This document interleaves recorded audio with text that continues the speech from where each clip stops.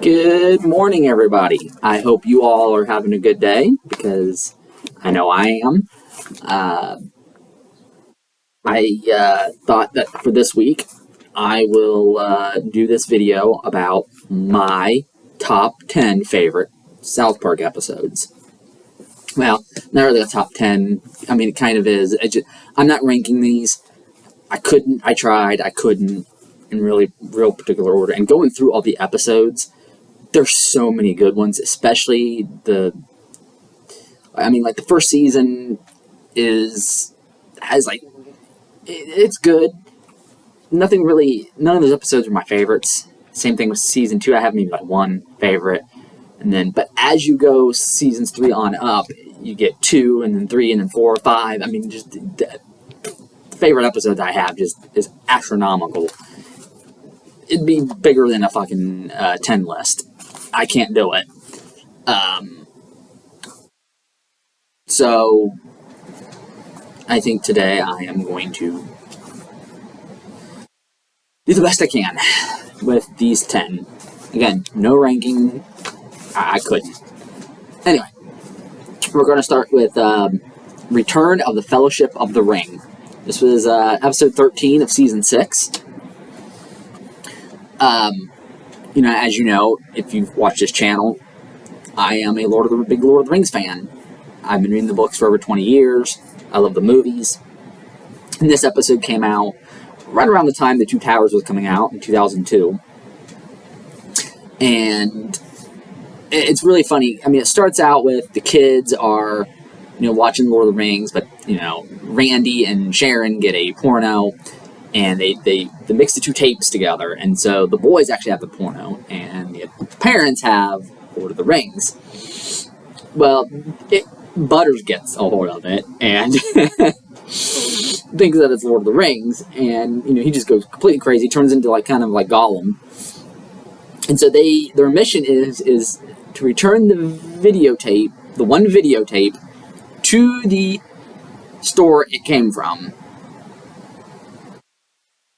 And they have to travel from South Park to the town of Conifer, which I've been to that town. It's a very beautiful little town up in the mountains. Well, I think technically the foothills, but out in Colorado. But this episode is freaking hilarious. Anyway, that's all I can really say about that one. Then the next one is from season 6, also, episode 11. So this is 2 episodes before. Child abduction is not funny. So, one of the kids, Tweak, almost gets taken by a predator, who tries to anyway. And so the parents go crazy and try to think of all these different ways to watch their kids and make sure they're safe. And, the parents obviously are completely stupid. But, excuse me. And so they go to the Chinese restaurant owner and ask him if he could build a wall around the city. And just like with every episode, a bunch of hijinks and shit ensue, and very funny lines. When I first saw that episode, I just laughed out loud. Every scene is funny. And then the next episode is from season 7, episode 9. It is called Christian Rock Hard. They are, of course, making fun of, all the Christian bands that are out there, and the kids want to have their own band, and they can't get a sound to define themselves, so they split off into 2 groups. Cartman goes his way, the others go their way, and so he decides to do something easy, and they'll make him some quick bucks.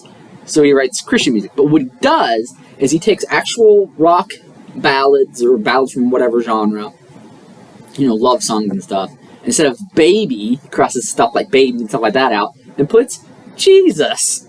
And some of the songs are just hilarious. I think one that's really stuck in my head a lot is called The Body of Christ. It's just freaking hilarious. And Cartman is such an idiot. If you've seen the show, you know he's an idiot. And then, of course, you have the episode where they make fun of Scientology, which got them into a lot of trouble. Trapped in the Closet, where they think Stan's the reincarnation of L. Ron Hubbard, and so he's got to start writing new material. And Tom Cruise comes to visit him, and he tells Tom Cruise that he doesn't think he's that great of an actor. That he thinks the guy that played Napoleon Dynamite is better. And so Tom Cruise locks himself in the closet, and so they try to get him out. So they send in R. Kelly, Nicole Kidman, John Travolta. Well, Travolta, I think, is the first one, and he goes in the closet with Tom, and they, say, "Come on, Tom, come out of the closet." He's like, "But I'm not in here, though." But he is the whole time, and R. Kelly, pulls out a gun and everything, and it's just hilarious. And the next two are from season 10, which for me is one of my favorite seasons of South Park.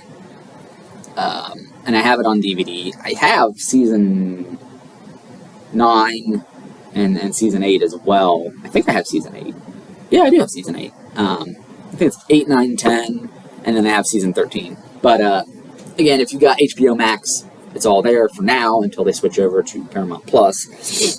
But these next two episodes, episode 10, Miss Teacher Bangs a Boy, which, as you can guess, is about one of the kids, Ike, the little brother of Kyle, is in love with his kindergarten teacher, and they have an affair. And Cartman, of course, tries to track him down. He's a hall monitor for the week, so he dresses up like Dog the Bounty Hunter and tries to track him down and stuff. And it's hilarious, especially the ending. Like, what happens at the end is just crazy. And the next one is Make Love Not Warcraft, which was episode 8. So two episodes before it. And, they're making fun of Warcraft, and the kids are actually in Warcraft. So you actually see the World of Warcraft with the kids as their characters. And there's this guy who's super powerful, and he keeps killing all their characters. So they need to figure out a way to, level up so they can get to a super high level and defeat the guy so they can play the game. And, a lot of stuff happens, and there's a really cool Paul Stanley song called Live to Win that they play, and I love that song. So I got it on my Spotify because of the show. And then the next one from season 11, the very first episode, called With Apologies from Jesse Jackson.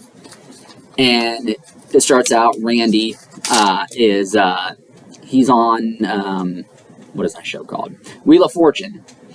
And he gets a clue, and he's got all but one letter.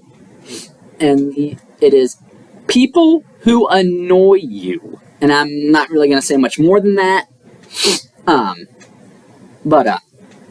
Nose is itching, sorry. But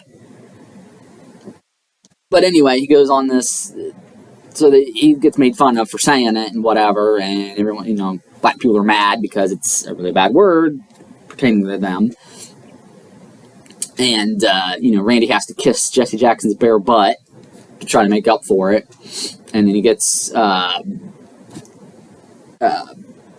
a group with Gary Condit and the guy that played Kramer on Seinfeld, because he notoriously blurted out the N-word on in a I guess it was a comedy routine or whatever, and he got in trouble for that. It's not a nice word. You really shouldn't say it. And but this episode is really, really funny. Next, from season 13, again, this is probably my favorite season out of all of them. But 10 is up there, obviously. Butters' Bottom Bitch from episode 9.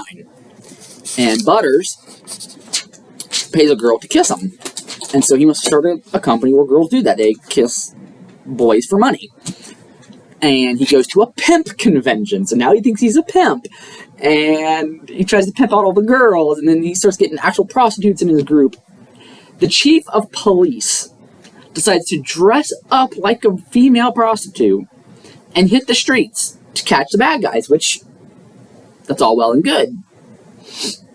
But what this idiot does is actually has sex with the men just so he can catch them. So he has sex with them, and at the end, then he busts them. And it's just really crazy. This guy's a complete idiot.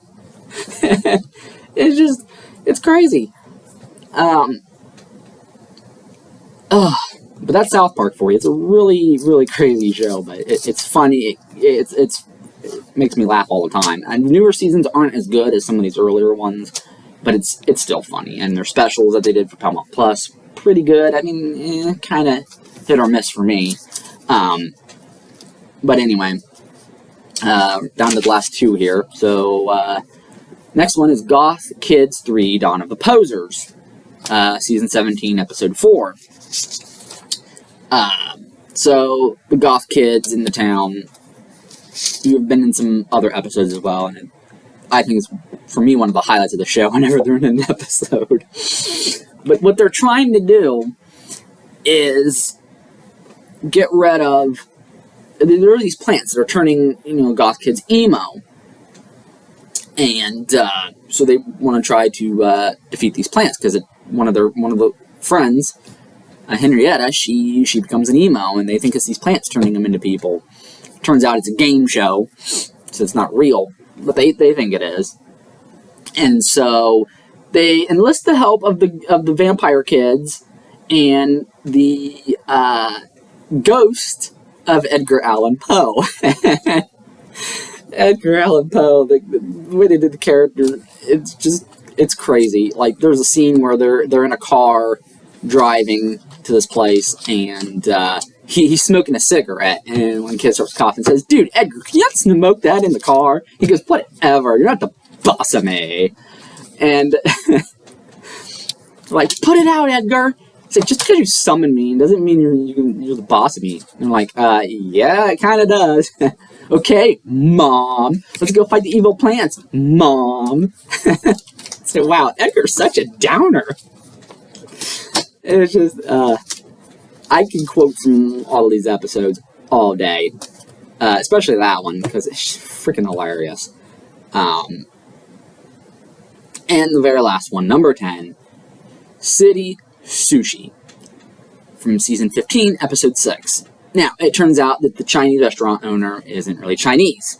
He's a white guy with split personality. He also plays a character, it's, Dr. Janice, who's helping Butters, because Butters, you know how little kids are. They go out and they play, and they come up with these little characters or whatever, or try to be like a fireman, or policeman, a cowboy, an Indian. Normal stuff that little kids do. Butters' parents were completely crazy, think that he has split personality and there's something mentally wrong with him. There's not. He's just a kid. He's being a kid. And so they take him to Dr. Janice. And, of course, Butters discovers all these different personalities that he has. Well, the Chinese restaurant owner, Dr. Janice, he has this rivalry with this sushi place that opens up right next door to him. And the guy that owns it is Japanese, of course. And they have this little rivalry going, and it's just really, really funny. And they're always fighting, and they go to the school to have a little rally to talk about, how Japan and China are two different countries, because there are some people out there that are dumb and don't understand, because they think they all look alike. They don't. You can tell there's a difference. But, yeah, this episode is, like all of them, just crazy. And that's my 10 favorite episodes. And like I said, this is a very hard list for me to do, but I wanted to do it. And I probably will do a list at some point of, like, all my favorites. But it'll be a pretty long list. It'll make it a long video. Almost 15 minutes in right now, just talking about my 10 favorites.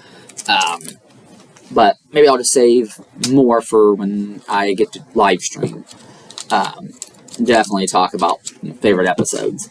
But for now, just leave a comment below. What are your favorite episodes? You don't have to do 10. You can just do 1 or 2 or whatever. It's very hard, especially if you're a fan. I think a lot of you will have a difficult time, as I did, trying to just choose these 10, and there's so many more that I could have chose. I could have done a top 20, but even that would be tough.